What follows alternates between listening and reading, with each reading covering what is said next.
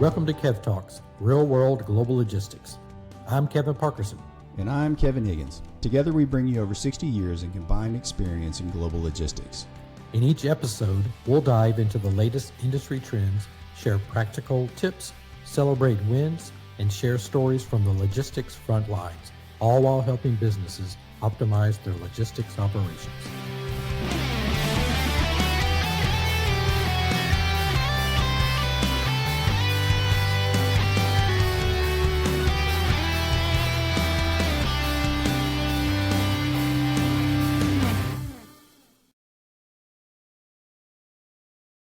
Hey everyone, welcome back to Kev Talks, Real World Global Logistics.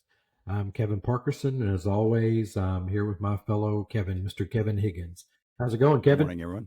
It's going good, brother. How about you? I'm going good. Good. Well, listen, hey, I'm really excited about getting into today's episode, but before we get into the logistics world, I'd love to talk a little bit about Northwest Arkansas. This is a Northwest Arkansas series. Yep. But I'd love to talk a little bit about Northwest Arkansas. Yeah, sorry about that. Absolutely, we should spend a little bit of time on that. There's a lot of cool things that happen here, and I'm excited to bring those to light. Yeah, no, I mean, and Northwest Arkansas is, in my mind, has got everything you need. It's got great food. It's got great outdoor activities. It's got a really cool community vibe. But I know you're a coffee connoisseur or a wannabe coffee connoisseur as I am, and I think a lot of our meetings are at different coffee shops. I'd love to get your, what's your go-to coffee shop? Tell the audience a little bit about, what the offerings are like in Northwest Arkansas. Oh man, there's coffee shops everywhere. You and I typically meet at one that I've been going to for 13 years. I'm not there as often as I used to be, but when my office was down on the square, a little place called Jam and Java, oh, yes. and Brandon and his team down there, they always have coffee ready, and they moved into a new place a couple of years ago, and so they now have kind of expanded their offerings, but I love to go in there and just kind of hang out. And during farmers market, when that's going on, they usually have live music on Saturday mornings, and so I'll just give a shout out to Brandon and the folks down at Jam and Java. Oh, that's awesome. That's great. We should do a live episode at some point at one of the coffee shops. You and I've met there. A lot of our preparation for the podcast, we met at different locations. And, absolutely. Always thought that would be a really cool vibe. But we've met at like Heroes Coffee, in Rogers. I love that location. I've met a dozen different networking events through that coffee shop. Onyx Coffee, Bentonville, Red Kite in Springdale, not too far from my house. They've got one in Fayetteville too. Yeah, so a lot of great coffee shops that I think the audience, as you travel into Northwest Arkansas or haven't been, really should try out some of these, and love to hear what your favorite ones are. Yeah, right on. But outside of Northwest Arkansas, let's talk a little bit about what's going on in the real world global logistics right now. It's middle of November. I can rattle off a number of topics that we probably could make a whole episode on, and likely will. But what's really, a hot topic right now is the recent elections, the result of the elections, tariffs, and what's incorporated into, a strategy plan for tariffs is also what's upcoming is the ILA. The ILA expiration set for the extension of that contract extended to January 15th. And then, fold one more thing. Everything's a trifecta. Fold one more thing into that. And the Lunar New Year, Chinese New Year, is actually earlier this year than typical. Typically, it's in the February timeframe, and I believe it's late January. So we've got a lot going on right now for BCOs, for the industry in preparation. I'd love to, based on your experience, I'd love to get your take on what's transpiring right now and how we can help the audience navigate through some of this. Yeah, I think we'll spend just a little bit of time on tariffs. There are a lot of that's hot topic for a lot of people. Friends of mine, not even in the industry, are talking about that and what the potential impacts could be to the economy. And there are different schools of thought. And I'm by no means a tariff expert, but there are different schools of thought around what they do, and they do have the potential to add cost. They will add cost if they go into place and we continue to import those products. But there's also the opportunity to bring that manufacturing closer to home, expand it to a different country where those tariffs wouldn't apply. So there are a lot of schools of thought around what the positive and negative impact of tariffs could be. So I think, I look forward to us continuing to talk about that. Yeah, I mean that will definitely be an episode really really soon. I think there are a lot of great thought leaders out there that we can get as a guest that can help educate the Sure. audience, help us navigate through these times. 100%. It's very complex. It's not easy. But what's happening right now, the BCOs, if you don't have a plan, you need a plan. And there needs to be a short, medium, and long-term plan, just like with anything. I think there are some BCOs that are better positioned than others right now because of what transpired with tariffs 2018, Yep. and realized, hey, look, we need a strategic approach to this. Yeah. In light of the recent political environment, there will be some things that are going to be resurrected from 2018. And I think most of the audience probably is very well aware of what's been said and what's the potential out there. But there's a need to have a really good plan on how to navigate it. Right Yep. now, the buzzword is front loading. Yep. These BCOs moving cargo in earlier to Get try it here to now. to try to minimize whatever impact it may have, just because it's the unknown right now of when those tariffs may be put in place. Yeah. It could be as early as the 20th of January, which I believe is inauguration day. Right. And also, what I think is really interesting, Kevin, is that the extension of the ILA contract is on the 15th. And I think we Yeah. also know that the incoming administration has a completely different view on organized labor. And I think there could be a different approach in the event there was an actual strike on or walkout or Yep. lockout or whatever may happen. I think that there's a different approach that may influence some of the discussions between now and January 15th. So, Yeah. all that being said, there's a lot of unknown, but you need to be prepared and you need to scenario this out. And that's a lot of what I'm doing right now as an independent global logistics consultant. I'm working with a lot of number of clients that are just needing to get advisory on what are those things that Yep. can be done, if anything. How do you prepare? Which I would recommend making sure that you're talking to your service providers, and let them help you navigate on what the plans may be. But 100%. it's the next 60 days are going to be really, really interesting. We will talk about it a lot on this podcast. We hopefully will have some guests that will, help you get a different or all perspectives on what to do. But interesting times. But we've been here before, and there are Yep. some things that we can do to help. Absolutely. And I would just reiterate what you just said, KP, is, if there are people out there that are listening and they're, want to have somebody take a fresh look at stuff, they need to reach out to you and, help them kind of navigate those waters. It is definitely going to be interesting. I mean, it is the tail end of peak season. It is peak season for some importers right now. I mean, it's that Right.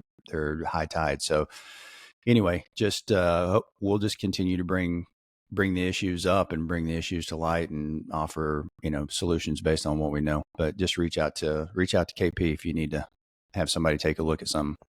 Yeah. Yeah.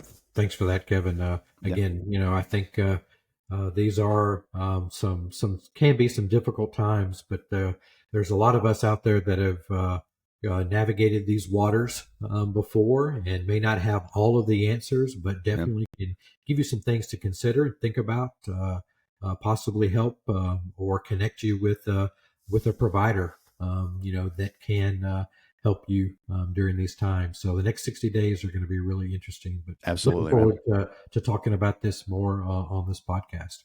Yep. 100%.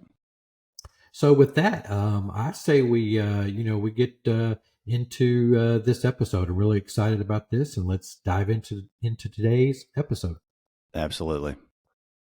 Today, we're kicking off our Northwest Arkansas series, spotlighting the businesses, innovators, and thought leaders shaping the logistics and supply chain landscape right here in the heartland of America.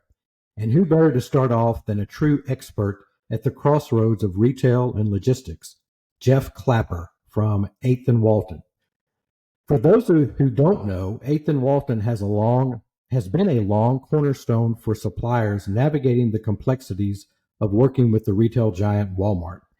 Jeff, with his wealth of knowledge and hands-on experience, has been instrumental in bridging the gap between suppliers and retailers, helping businesses of all sizes find success in the highly competitive world of retail logistics. As we dive into today's conversations, get ready for insights that are inspirational and rooted in real-world success.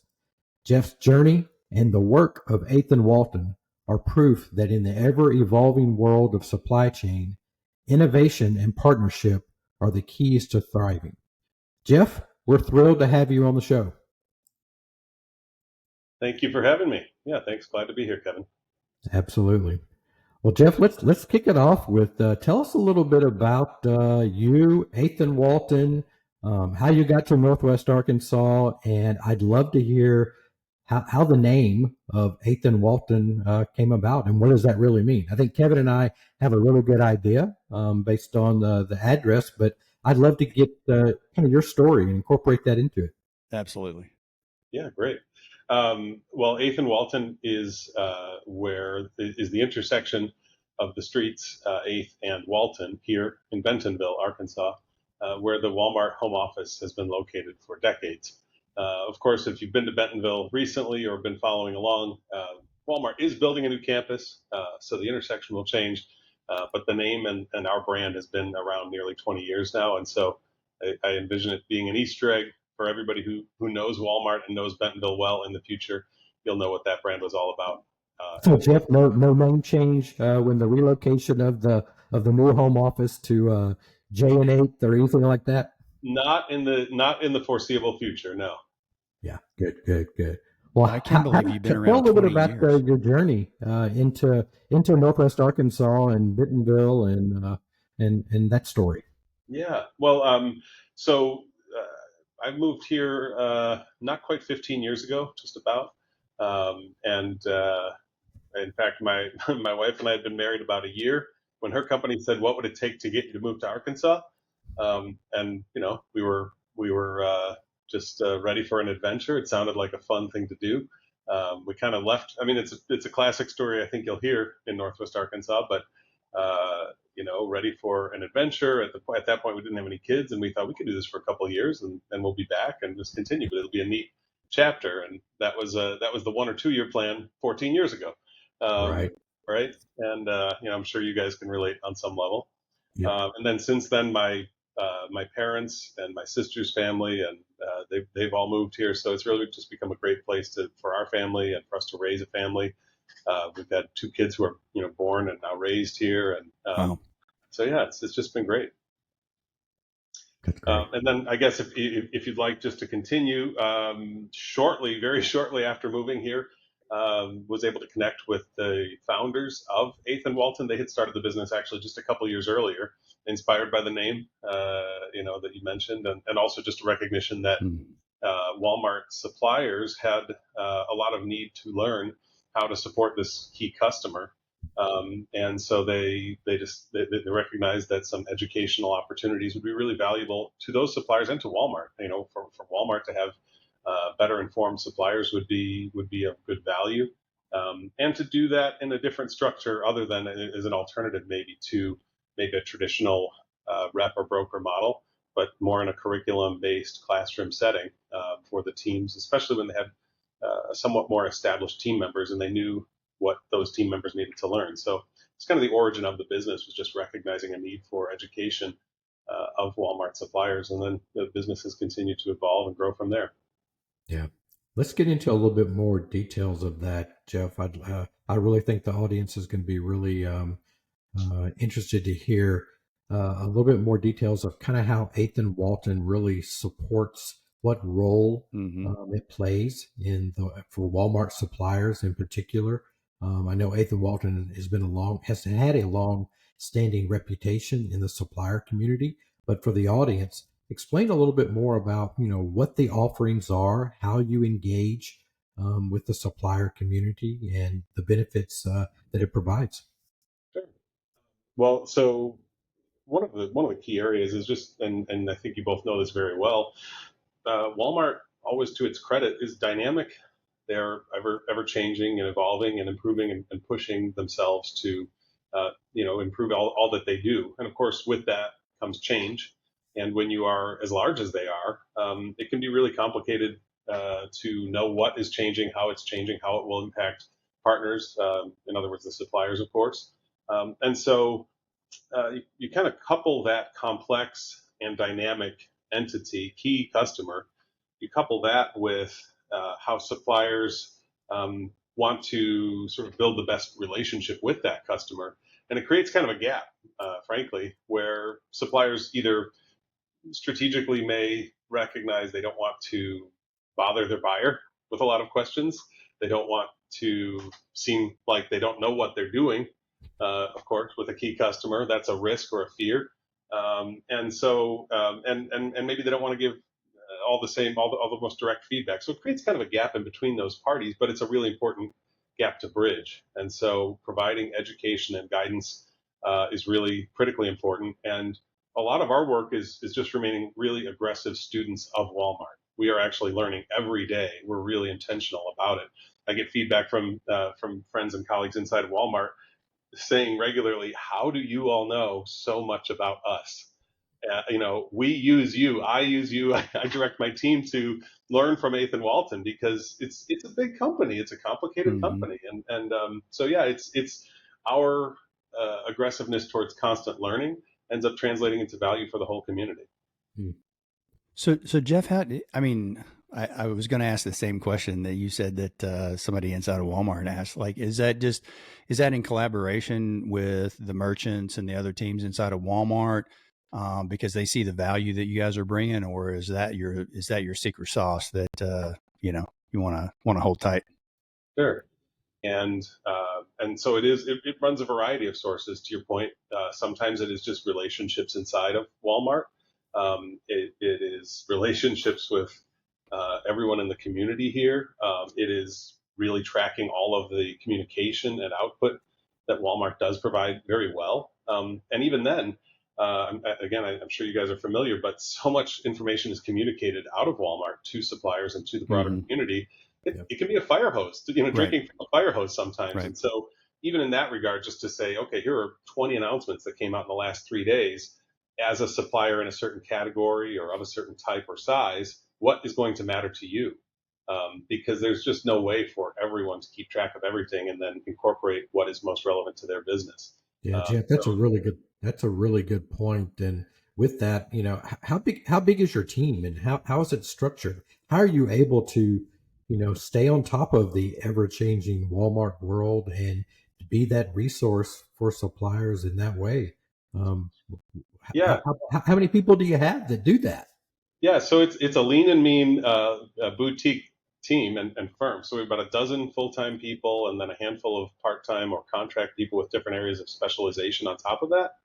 And really the how is, I would say, more of a cultural answer, honestly, where many of our team members are veterans of supplier teams or Walmart and Sam's Club. And they were 10, 20, even 30 years inside of those companies. And culturally now that they're with us, we're really intentional about your learning didn't stop when you left those jobs. if anything, you have to be even more aggressive. And so, the how do you do that, back to your question, is about a lot of communication internally, taking input from a lot of different sources, like I said, and yeah, just kind of cross sharing, listening, and then sharing across the team, through all of those. And then actually, one more source I left out is the students and the companies that we work with. We engage with them, and they are eyes and ears as well. So sometimes our learning is, hey, a buyer just told me this, or a neighbor of a customer just said this, and again, just really being active listeners and learners. That's great. We teach, in a given year, depending on what's going on, 1,000 to 2,000 companies how to work with Walmart. And so again, there's a breadth. There's just a different sort of breadth when we're not talking about maybe a traditional third-party company. They could work with 10, 20 clients, maybe, plus or minus, just depending on the size of their shop. But when we're working kind of in orders of magnitude larger, we just have a much sort of bigger platform to listen to suppliers. And I think that's another key factor. So Jeff, what level are, talk to us a little bit about your supplier base, and are they new suppliers to Walmart? Are they existing ones that have a certain problem, or a change that's occurring? What's that mix look like? Yeah, it's a great question, and it really is all shapes and sizes of current or very new Walmart suppliers. So for a well-established and even large global brand, they have people in well-defined roles. Many of them have offices here in Northwest Arkansas. Plenty of them don't. But they have roles that are clearly defined, such that it's easy for us to say, here are 1 or 2 or 3 days of classes that are going to serve someone in that role very effectively. On the small to medium or even very new supplier front, we're sometimes working more with them. It can still be classes. We do still do a lot of training, but sometimes, especially if they're newer, or like you said, they have a specific need or issue, we're providing guidance and support for a period of time, on a fee-based kind of relationship over 6, 12, 24 months, and providing guidance and support, and really kind of showing them all along. Ultimately, we want to get back to our roots in training and educating and empowering these companies to support Walmart on their own. But for small and medium suppliers, a day or two of class may not be the best solution if they're just totally brand new, or they don't have someone in that clear role. Right. And so it can work better to say, let's work together for a period of a few months and make sure you really have this up and running the way you want. And we'll send you on your way at that point. Yeah. So you're kind of curriculum based. So you have, if you're a supplier, you have a fee for the specific class that you want to take, but you will help, like a professional services fee if you've got a brand new supplier who needs some additional coaching along the way, right?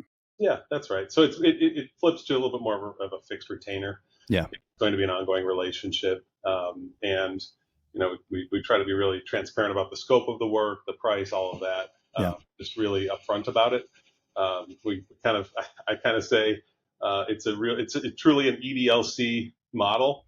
If you have a Walmart background and everyday low cost, everyday low price, versus a percent of sales, where as your business grows, your cost grows. We're saying, no, we want you to grow and become more profitable. It's better for Walmart. It's better for the customer in the end. So we like to support that mission. Right. Yeah, I like that. Well, Jeff, this, I think Kevin, this as well, how ever changing, not just our industry, but, Walmart is. So with those constant changes in retail logistics, what kind of trends, innovations, are you seeing, do you believe, are transforming how suppliers really are operating today? I think a couple things. One is, and this is over the last several years, but sort of this like modularization of standing up a product business for the newer companies. My prior entrepreneurial background was in software and video games, and it was right on the edge of where you could go to this source for a website and this source for development and this source for this, but you didn't need to just go hire 30 people to build the whole thing full time. You could basically find all the components and pull it together.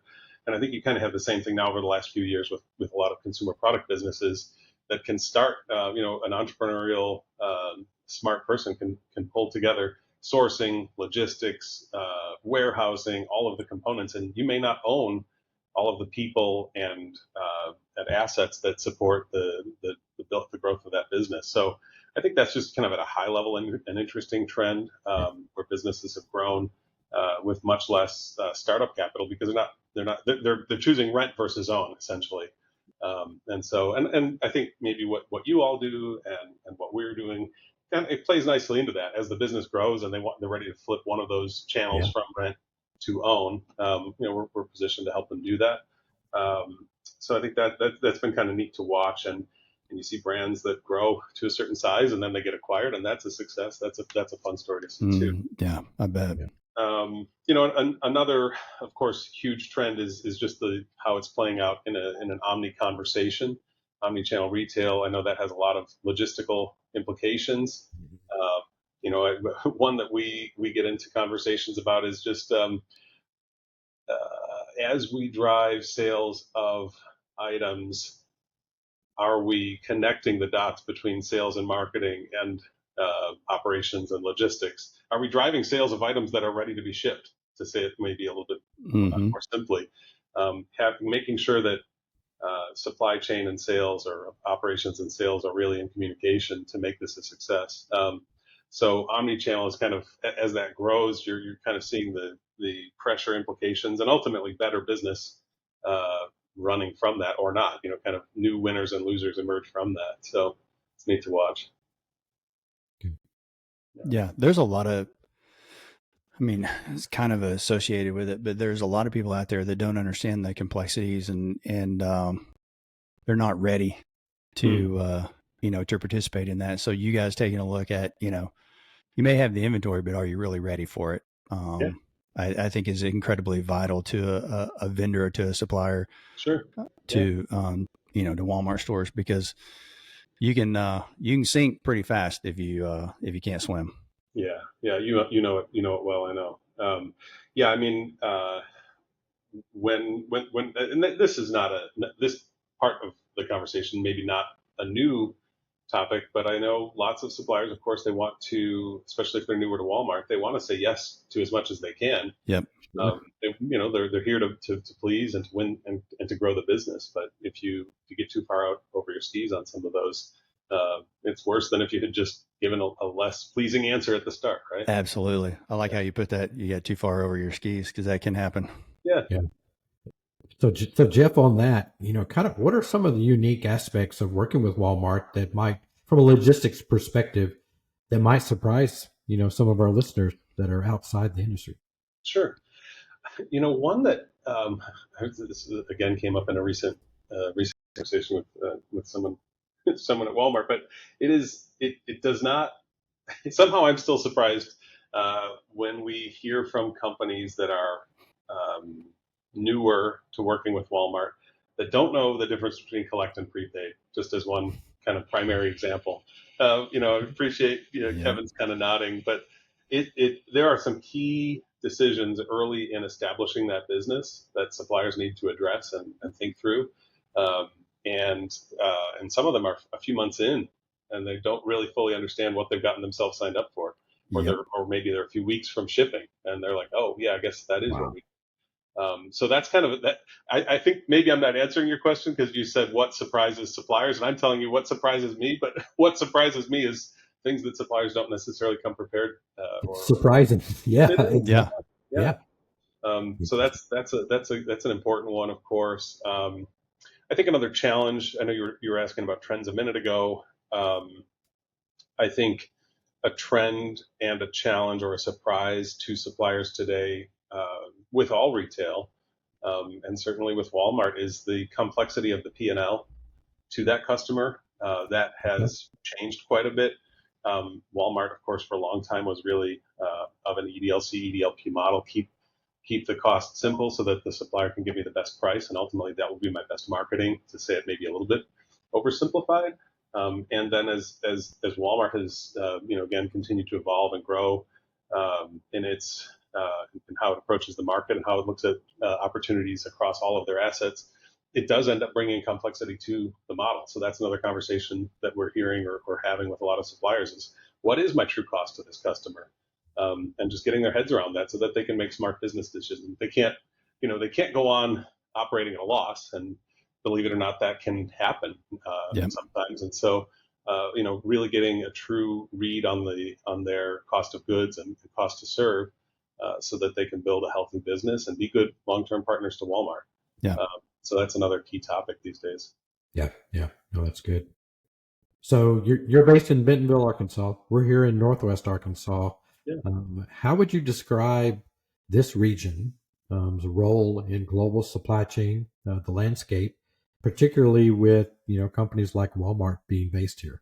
Yeah, that's a really exciting topic for me and for our team, for some reasons that might just be a little bit. I don't know. They may or may not be on everyone's radar. But one of the things that, of course, is really neat, even when you're working as a small, kind of expert team, we can have a really big impact, and especially by way of supply chain. To your question there, Athan Walton became a certified B Corp, which is a benefit corporation, about 2 years ago this month. And basically that's like, how do we use business as a force for good in the world? So we have to produce a profit to be a going concern.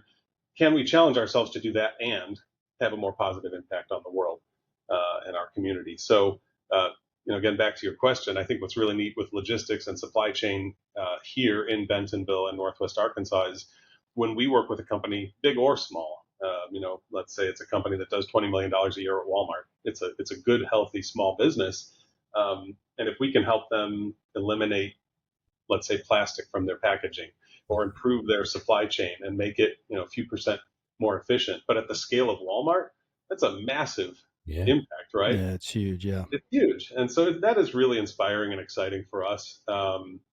And in fact, we're starting to put together some conversations around building on that idea and sharing the learnings and best practices in that regard. So that's a little bit of a teaser, I guess, not to be too coy, but we're planning on putting together some follow-up discussion and events around that. So hopefully that answers your question. Yeah, no, that's great.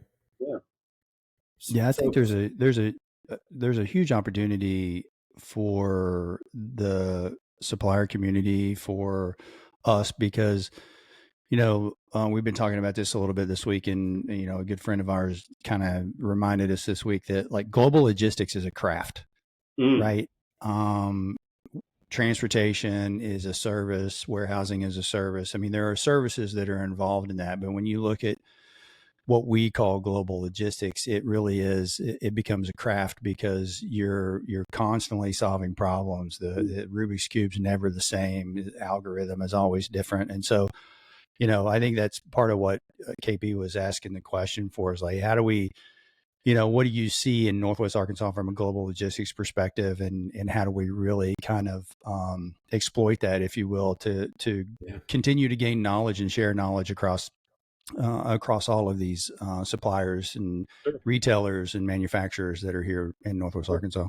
Sure. No, it's a great thought. And actually, I might tie it back in some measure to what I was saying.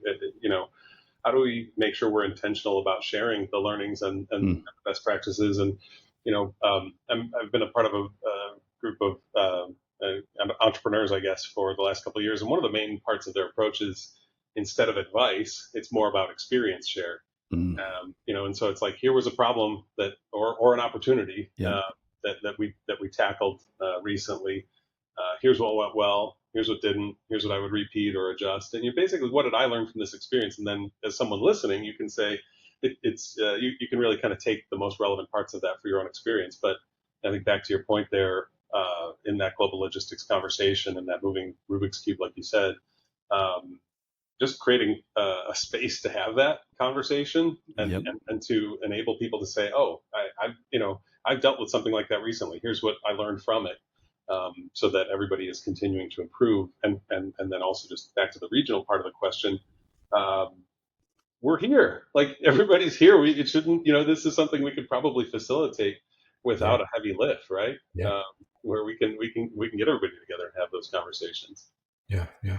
So Jeff, along those lines, what one piece of advice to a brand new supplier just got the call, they're in for Walmart, what's that one piece of advice that you would give them? Um, I would say uh, understand the commitments that you're making as thoroughly as you can. Yeah. Um, I know we talked about it a little bit earlier, but when you're at the point I think you're describing, it's not that you're trying to get a yes. You've just gotten some kind of commitment from Walmart. But make sure now that you're going to be able to stand behind your side of that commitment 100%, because that really builds a trusting long-term relationship. And if you have questions, ask, and don't give up till you get answers, because that ultimately sets you and your customer up for a successful long-term relationship. Mm-hmm. That's good. That's good. Yeah, I love that. You have to ask. You have to ask the whys. You have to ask the why nots, and you have to understand how everything is written and every decimal. Yeah.